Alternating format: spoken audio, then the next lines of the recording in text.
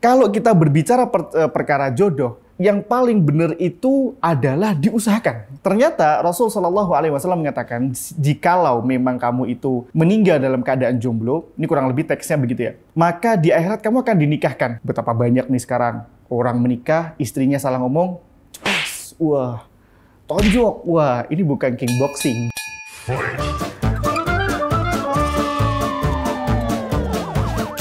Assalamualaikum warahmatullahi wabarakatuh. Halo Sobat Kuy, ketemu lagi bareng saya, Rishad Bayaksud di Ngabuburit Yuk. Nah, kali ini teman-teman kita bakalan bahas tentang jodoh itu pilihan atau takdir sih. Tentu ini adalah tema yang mungkin teman-teman udah tunggu banget ya. Saya juga nunggu sih buat ngomong ini. Nah, insya Allah kita bakal bahas pertanyaan-pertanyaan yang udah masuk dari teman-teman semuanya. Apakah sebenarnya jodoh itu pilihan atau takdir dan bagaimana cara kita menghadapinya? Oke, kita mulai dari pertanyaan pertama nih. Ini asik banget. Apakah kita boleh memiliki kriteria tertentu untuk jodoh kita kelak? Boleh nggak?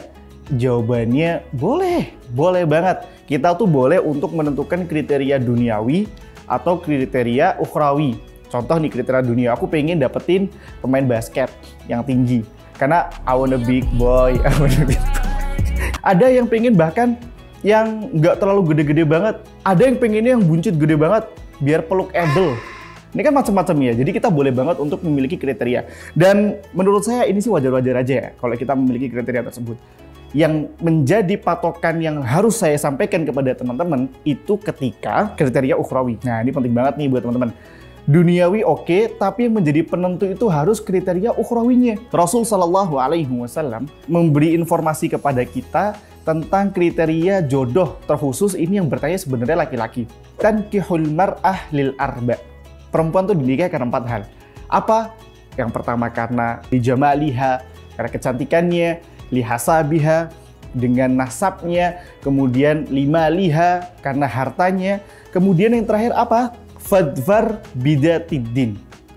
Kau pertimbangkan tentang agamanya. Bang, apakah agama ini diletakkan paling terakhir? Maksud daripada hadis ini bukan seperti itu. Kenapa sih kita disuruh lihat dari kecantikannya? Tentu, cantik ganteng itu relatif bukan? Kita pasti ganteng kalau kita cowok. Kita pasti cantik kalau kita cewek. Bukan kita, kamu maksudnya perempuan. Jadi, kalau kita berbicara kecantikan itu relatif, tidak bisa kita paksakan. Cantik menurut kamu belum tentu cantik menurut teman kamu. Dan lain sebagainya. Kemudian nasabnya. Kenapa sih Bang Rasulullah memerintahkan untuk cari yang nasabnya? Apakah kemudian kalau cari nasabnya itu harus perfect banget? Enggak. Setidaknya menurut kamu dan keluarga kamu, keluarga dia ini baik.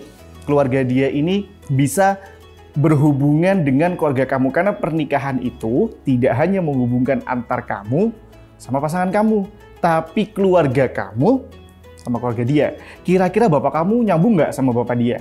Kira-kira ibu kamu nyambung nggak? Nah, kemudian menikah karena limaliha, karena kekayaannya. Teman-teman, ini banyak banget disalahgunain ya, karena merasa kekayaan itu ada yang pengen nikahnya sama yang sugar daddy misalnya. Apa itu gitu kan? Saya juga kadang bingung ya. Istilah-istilah sekarang tuh aneh-aneh. Dalam pernikahan, bab pernikahan dalam kitab Mukhtasar Fiqh itu dijelaskan ada yang namanya bab kafaah. Bab kafaah itu bab kesetaraan. Kalau keluarga dia itu makanan pokok, ini contohnya ya, makanan pokok tiap harinya itu selalu ada ayam, keluarga kamu itu pokoknya minimal selalu ada tempe, itu sebenarnya dalam kesetaraan mungkin tidak setara. Tapi kalau emang oke-oke aja nggak ada masalah. Kafaah itu bukan mencari siapa yang paling tinggi, bukan. Tapi mensetarakan agar nyambung. Mungkin kalian pernah dengar ya, orang Sunda nggak boleh nikah sama orang Jawa. Benar nggak sih dalam hukum syariat? Nggak benar. Tapi dalam hukum kafaah ada yang berbeda di sana. Nah, maka kafaah itu perlu dipertimbangkan lagi. Perlu teman-teman jaga lagi. Nah, kemudian kalau kalian sudah menentukan dari kecantikannya, nasabnya, hartanya, dan lain sebagainya, apa sih pedoman terakhir kata Rasulullah? Fadfar bidatiddin. Taribat edak, kau cari yang agamanya bagus. Karena kehidupan ini teman-teman, berjalannya kehidupan ini, kalau tidak dijalankan dengan agama, pecah. Tidak bisa memahami pasangan satu dengan pasangan yang lainnya, itu bakalan rusak. Kalau agamanya baik, maka insya Allah kedepannya akan baik. Patokan pertamanya itu harus agama. Jadi kriteria yang paling utama kalau duniawi boleh-boleh aja, tapi kalau akhirat yang tadi kita sebutkan. Yang mana yang benar? Apakah kita harus menunggu jodoh atau mengusahakan supaya bisa berjodoh? Nunggu nih, kayak nunggu bis. Enggak, bukan. Kalau kita berbicara perkara jodoh, yang paling benar itu adalah diusahakan. Makanya di dalam surat An-Nur Allah katakan at-tayyibin tayyibat. Yang baik ketemu yang baik, yang buruk ketemu yang buruk. Ntar ada pertanyaan, Bang, Fir'aun ketemu Asiyah, Bang. Nabi Nuh, Nabi Lut ketemu istri nggak bener. Bukan berarti cerminan diri itu plek banget, enggak. Tapi ada saling melengkapi di sana. Maka kalau kita berbicara, diusahakan atau menunggu, diusahakan. Kamu pengen dapat yang baik, ya yang baik. Yang hijrah ketemu yang hijrah. Yang nggak hijrah ketemu yang nggak hijrah. Kita harus mengusahakan terutama buat diri dulu. Kalau kamu pengen dapat yang A, B, C, D, E, F, G, apakah kamu sudah menjadi A, B, C, D, E, F, G? Jadi jangan sering-sering menuntut, tapi menjadi dulu. Itu yang paling penting buat kita. Bang, bagaimana cara kita tahu kita sudah bertemu dengan jodoh kita yang tepat? Nah ini dia pentingnya orang yang banyak banget misunderstanding. Gimana sih cara kita agar mendapatkan jodoh yang tepat? Apakah dengan pacaran, saling mengenal dulu? Maka mari kita bahas. Kalau kita berbicara pacaran adalah penentu sebagai kita mendapatkan jodoh yang tepat, menurut saya banyak banget kerugian-kerugian negatif yang terjadi. Contoh kalau kamu pacaran, apa yang akan kamu lakukan dengan dia? Romantis-romantisan, sayang-sayangan. Pernah nggak kamu menunjukkan keburukan kepada dia? Nggak. Kamu akan berusaha menutupi keburukan-keburukan itu ketika masa pacaran. Dan ketika kalian udah berpacaran bertahun-tahun, wah saya pacaran bang, 20 tahun, waduh. Apa yang terjadi? Kebaikan-kebaikan romantisnya itu udah habis di pacaran. Nah ketika udah menikah, yang tersisa apa? Keburukan dan kejelekannya. Dulu mungkin pacar kamu ketika kamu gombalin, kamu tuh bagaikan rembulan. Tapi ketika udah ketemu, udah satu kamar, kemudian suaminya bilang, kamu tuh bagaikan rembulan, basi. Dia akan kayak feel-nya tuh nggak akan seterbang itu gitu. Nah, berbeda dengan ta'aruf. Apakah ta'aruf itu menjadikan pacaran yang konvensional menjadi pacaran syariah? Nggak juga. Ta'aruf itu adalah arrafa, yu'arrifu, saling mengenal. Komunikasi, bertanya tentang visi misi. Ini bukan debat capres ya. Ini bener-bener bertanya tentang visi misi. Kamu kalau menikah kayak gimana sih? Ini boleh banget loh, terutama buat kalian para cewek. Laki-laki juga wajib banget tahu. Banyak banget perempuan-perempuan yang sekarang memiliki paham feminisme yang itu udah saking kuatnya pemahamannya, dia melupakan hal-hal yang seharusnya itu dimaklumi dalam Islam. Jadi kalian tanya dulu visi misinya bagaimana, kalau menikah nanti siapa yang megang keuangan, kemudian ayahku kalau ini begini, kalau misal dia sakit kamu mau nggak kita tinggal di situ. Jadi tanyain semua. Nah, kalau dari visi misi, komunikasi kalian, ngobrolin tentang perjalanan rumah tangga, karena kebanyakan orang pacaran tuh nggak ngobrolin tentang rumah tangga. Yang di ngobrolin tuh apa? Kayak, sayang, kamu udah makan? Nggak usah nanya, dia pasti makan. Nggak mungkin dia hidup puluhan tahun nggak makan. Tapi kalau kalian bertaaruf, kalian nanyakan tentang perjalanan rumah tangga. Sebagaimana yang terjadi oleh orang tua kalian, nah tanyain tuh, orang tua aku tuh biasanya begini. Nah kalau kamu bagaimana? Bagaimana kamu menghadapi masalah seperti ini? Nah kalau perjalanan rumah tangga tadi udah kalian ketemu, oh bagus cara pola pikirnya. Visi misinya oke. Kalau menikah dia bisa memahami, mungkin aku boleh bekerja dan sebagainya. Sudah oke semuanya. Nah, tinggal satu fase terakhir nih apa? Diistikharahkan. Kita minta sama Allah, ya Allah, kalau emang ini benar-benar yang terbaik, tolong kau berikan tanda dan dekatkan kami. Tapi kalau ternyata dari jawaban istikharah, dari feel-nya nggak klik, nggak serak, ya sudah. Nah, tapi kalau sudah kalian serak, istikharah serak, itu bisa jadi jodoh yang tepat. Bang, tapi kalau sudah jadi jodoh yang tepat, kemudian ada perceraian, ini lain lagi kasusnya. Tapi intinya Allah udah bikin kamu tahu bahwasannya ini loh yang tepat buat kamu. Apakah jodoh kita di akhirat akan selalu sama seperti jodoh kita di dunia? Ya. Siapa yang menikah dengan seseorang sampai meninggalnya dia tetap dengan pasangan tersebut, nggak bercerai dan nggak apa, maka dia akan dibangkitkan dengan orang itu. Bang, tapi dia di dunia pendek, jerawatan, terus hidungnya pesek. Apa kemudian di akhirat gitu? Enggak. Allah akan ciptakan dia dengan versi pro, yang lebih indah, yang lebih perfect. Bang, tapi kan di akhirat sana, kita sebagai perempuan bakal kalah sama bidadari. No. Seorang istri akan diciptakan lebih indah daripada bidadari. Bidadari mungkin nggak mendapati ujian kayak kita. Makanya kenapa Allah itu menciptakan manusia dengan sebaik-baik penciptaan. Dan Allah itu sangat cinta kepada hambanya. Kenapa? Makhluk yang paling istimewa diciptakan Allah adalah manusia. Padahal manusia banyak dosa. Tapi kenapa bukan malaikat yang dinobatkan sebagai makhluknya Allah yang paling luar biasa, yang paling spektakuler? Karena malaikat tidak diberikan ujian, mereka udah taat. Tapi kalau manusia udah ditempa ujian, ditempa apa-apa, dia masih taat, itu manusia luar biasa. Makanya Allah kenapa nanti ketika di akhirat, terutama dalam hal ini, Allah akan bangkitkan dan Allah akan upgrade. Yang cowok jadi makin ganteng, Masya Allah, tabarakallah, walhamdulillah, wala ilaha illallah pokoknya. Yang cewek juga. Jadi kalian akan terus bersama. Bahkan di sebuah riwayat, Rasulullah mengatakan akan dibangkitkan dengan orang yang paling bagus akhlaknya. Contoh kalian nikah udah 5 kali misalnya. Waduh, udah banyak banget nih. Cewek ganti, suami ini ganti-ganti. Dibangkitkannya sama yang siapa? Kalau misal terakhirnya cerai, maka dia akan dibangkitkan, akan dia dinikahkan dengan yang paling baik akhlaknya di antara semuanya.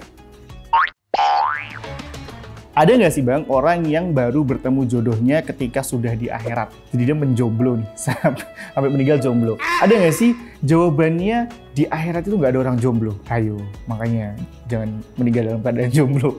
Nggak. Tapi Mu'adz bin Jabal, beliau ketika sakit, sahabat Nabi, beliau minta kepada Rasulullah untuk dinikahkan. Karena beliau tahu, Rasulullah pernah mengatakan, nanti di akhirat gak ada orang jomblo, semuanya berpasang-pasangan. Ternyata Rasulullah SAW mengatakan, jikalau memang kamu itu meninggal dalam keadaan jomblo, ini kurang lebih teksnya begitu ya, maka di akhirat kamu akan dinikahkan. Ini dengan siapa? Dengan bidadari.